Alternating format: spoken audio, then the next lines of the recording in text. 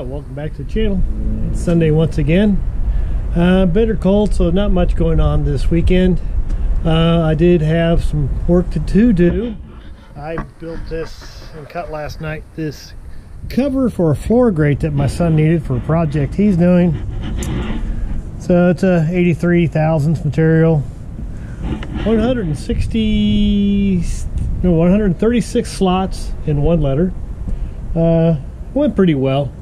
Had a couple of issues with getting things cut, but most of it's due to the plasma cutter I have, and I don't have the THC, so I just moved around a little bit. It took a little work, but we got it cut. It's good enough for what it's supposed to be. Also, we've hit 300 subscribers. I appreciate every single one of you.